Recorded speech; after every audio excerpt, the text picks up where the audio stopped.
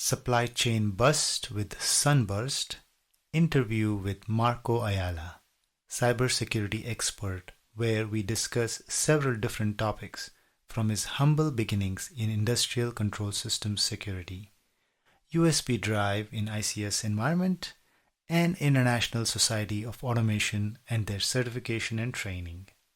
Hello and welcome to Simplified Security episode number 3. I am your host, Durgesh, and today is December 21st, 2020, coming to you straight from Houston, Texas. Happy holidays! Christmas is right around the corner and a new year is about to begin. This episode is a special one for a couple of reasons. One, it is the last one for this year, so I will make it a little special. And secondly, I have a guest. So this is my first episode with an interview, so keep listening. This episode and future episodes are available in video and audio formats. For more information, go to icsbits.com/simplified. The interview with my special guest lasted for about 45 minutes, so I cut and pieced together really important parts in this podcast. I believe anyone who is getting started in cybersecurity, or if you like to learn more about industrial control system security, you will find this discussion very valuable. For a full interview, check out my YouTube channel. Link is in the description. Before we get into the interview, let's see what happened in the last 14 days. I have just one word for you: supply chain attack. You may have heard about the recent attacks on various companies, and SolarWinds was right in the middle of it. So I am going to spend a little time on this substantial, sizable attack affecting hundreds of companies. SolarWinds was the victim of a cyber attack to their systems that inserted a vulnerability, Sunburst, within their Orion platform software builds for versions 2019.4 hotfix 5, 2020.2 with no hotfix installed, and 2020.2 with hotfix 1, which if present and activated could potentially allow an attacker to compromise the server on which the Orion products run. Many of the SolarWinds products are built on this common technology platform, the SolarWinds Orion, which enables an organization, their customers, to implement their various products whether individually or as a group. This makes it possible for customers to have a single management console or a dashboard for their products they have implemented. While there are certain SolarWinds products that do not leverage this platform, their security advisory shows about 18 products, some of which include IP Address Manager, Log Analyzer, Network Automation Manager, Network Configuration Manager, Network Performance Monitor, etc. For a full list of affected products, check the link in the description. SolarWinds confirmed as part of their mitigation, they have removed the affected builds of the software. They recommend their customers to upgrade to hotfixes versions of their builds. Also note, not all versions are affected. So if your organization leverages SolarWinds for monitoring, I highly recommend only upgrade if necessary. In a supply chain attack, malicious code is inserted into otherwise legitimate software updates. And in the case of SolarWinds, thousands of customers downloaded these affected builds of the software and then acquired the vulnerability. So here is the big deal. This has affected about 95% of the Fortune 500 companies, government organizations such as State Department, Homeland Security, Department of Energy, Nuclear Security Administration, big players in security such as FireEye, Microsoft, and there are more. Microsoft said about 80% of the attacks that it logged were based in the US.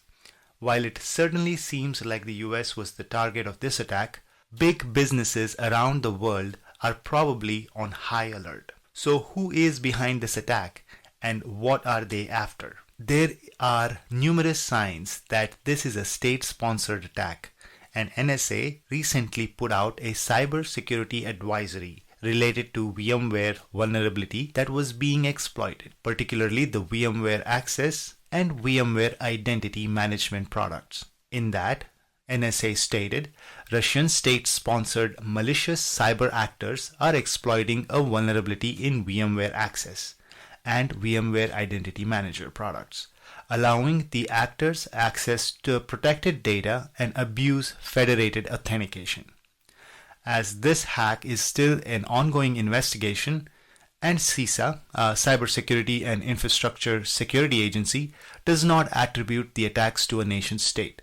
The level of focus and resourcing implies a nation-state actor.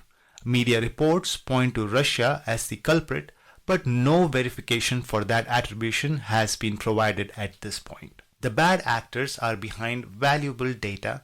In case of FireEye, they were behind the tools that FireEye used for their cybersecurity practice. In case of the government agencies, it is the valuable information that is otherwise highly sensitive, confidential, or secret. Anything and everything that is valuable, which can be used to further disrupt businesses, government organizations, and cause distrust, seems to be their goal. Microsoft and FireEye are continuing to investigate the SolarWinds hack, which they call Solorigate and Sunburst Backdoor, respectively. For more information, check out Microsoft's and FireEye's security blogs. Links are in the description. Today's guest is Marco Ayala. He is a process automation professional with over 25 years of experience working in petrochemical facilities where he designed, engineered, and maintained process automation, safety systems, and integrated networks. He has expertise with safety systems, advanced process control, enterprise historians, and industrial network security, where he worked with enterprise IT to implement a corporate PCN, process control network, solution. Marco is active in oil and gas, chemicals industry, maritime domain, including offshore facilities. His passion is security efforts, including cyber security and working along asset owners, federal, local, and state entities in the endeavor and obligation to protect critical infrastructure and national assets. Mr. Ayala is a certified cyber instructor for ISA, International Society of Automation. He's also a member contributor of AMSC Gulf of Mexico Area Maritime Security Cyber Panel, InfraGuard member, Chief of Maritime Cross-Sector Council for Ports and Terminals. For the full interview, you can check out the YouTube video. Link is in the description. For this podcast to adhere to the short format, I'm playing a piece where we discuss the USB drives in the industrial control system environment and what options are available to continue using them, or is it time for us to stop using them in the ICS area? Let's take a listen. We've kind of talked about this before in our previous engagements. So one of the pet peeves I have with security is the use of USBs. Now, I have used USBs and I continue to use them on certain levels, but definitely maybe not on our safety systems, but we still have the need for USB. So what do you tell folks who say USBs can't go away? Is there an alternate for that, or you think we should use USBs but with certain things in mind? There are definitely options, and I know of some critical asset owners that have done a couple things. Some asset owners that have utilized removing all USB usage completely, and using secure network drops for being able to get applications and also to send their backups and data to where IT is involved from a security standpoint. And then I've also seen companies that use that have created very good, very strong USB portable media documents, procedures, and I can tell you that those seem to work. One of the big parts with portable media is making sure that you know what portable media you have, what portable media exists that is in your usage, and documenting those, and having a good plan in place, and also being able to scan the USBs without infecting your system. Because I've been out on facilities offshore where we've taken a pristine, brand new stick that even the client supplied, and went through it, completely wiped it, and we were able to go out to the system, the control system, put it into the system, be able to get the files that we needed for our assessment, and then going back to rescan that same stick within the system from the IT side, the security side, found that the system already had viruses. So it's a two-way street. Crazy. So yes. It is crazy. So what I've seen work is that I have customers that have deployed, purchased secure FIPS 140 dash 2, I believe, secure sticks. And they're serialized, and so they've got serial numbers on them. So in their policies and procedures, they specifically state these sticks never leave the facility, they never leave the site.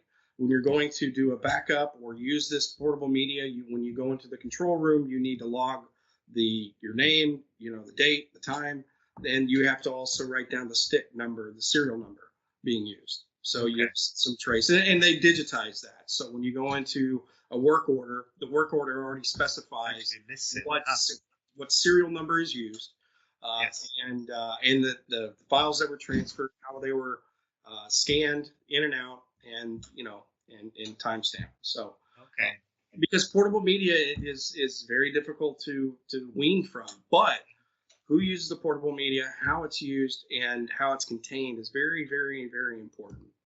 And there are some vendors that have come out with some very unique tools. I know. I was going to ask you about that.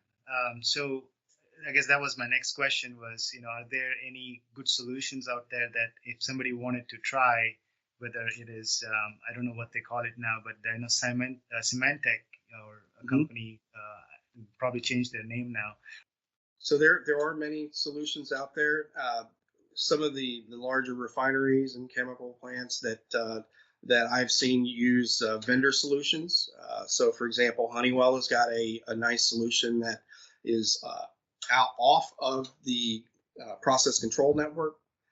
It's not there. So what they utilize that machine for is just to scan USB before usage and after usage. So, and that machine actually, for example, stays up to date, stays patched, and usually resides DMZ or below. But again, not I'm guessing it has a direct connection to the internet. It has all the engines of wireless definitions, or does it go to the cloud? No. So yes and no. It depends on the scenario. But what I've seen has worked is they keep the system up to date on frequent updates and patches. Okay. And so what they'll do is they'll open up the connection, be able to grab the updates, whether it's daily, weekly, monthly, and then be able to utilize that disconnecting from the internet or disconnecting through the corporate domain to get an outbound connection. So it just it depends on who's using it and how they have it set up. I really hope you enjoyed the new segment, and please check out the full interview on YouTube, in which we explore Mark's story on how he got started. We also discuss the OT security culture and also the full piece on USB drive usage in OT environments. He also talks about ISA, International Society of Automation, and the training they offer together with certifications which will upgrade your knowledge and skills to take over cybersecurity ambitions. That's it for today's episode.